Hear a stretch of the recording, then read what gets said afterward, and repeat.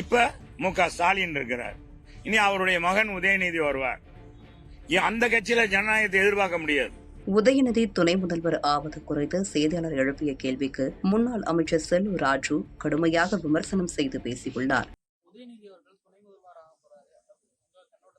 எங்க கண்ணோட்டத்துல இல்லைன்னாங்க, எத்தனையோ பேர் அந்த கட்சியில அவரே திணிக்கப்பட்டவர் தான். இதே நம்முடைய முதலமைச்சர் என்ன சொன்னாரு எதிர்கட்சியா இருக்கும்போது, நான் மட்டும்தான் அரசியல், எனக்கு பிறகு அண்ணா திமுகவில் யாரும் எங்க குடும்பத்தை சார்ந்தவர், என் மகனோ என் மருமகனோ வேற யாரும் நாங்கள் இந்த கட்சிக்கு பதவிக்கு வர மாட்டாங்கன்னு சொன்னாரா இல்லையா?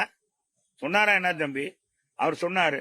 அவர்கிட்ட கேளுங்க, நீங்க இப்படி சொன்னீங்க. இப்ப அவரை இளைஞரணி செயலர் ஆக்குனாரு, அப்புறம் சட்டமன்ற உறுப்பினர் ஆக்குனாரு, இப்ப துணை முதலமைச்சர் ஆக போறாருன்றாங்க.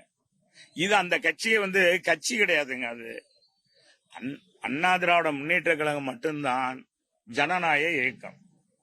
இது கீழே இருக்க தொண்டரும் மேல தலைவராகலாம், பொதுச் செயலாளராக, முதலமைச்சராக. திமுகவில் அப்படி கிடையாது, வாரிசுகள் தான் வர முடியும்.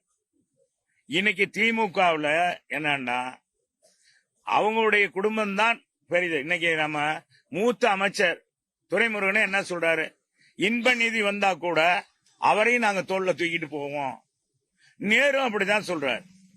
எப்படி பொதுவா அவங்க கட்சியில அது கட்சியே கிடையாது, அது ஒரு கம்பெனி, பிரைவேட் லிமிடெட்.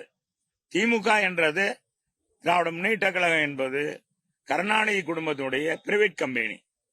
இன்னைக்கு அந்த கம்பெனியுடைய மேனேஜரா அவர் நம்ம ஏற்கனவே கலைஞர் இருந்தாரு.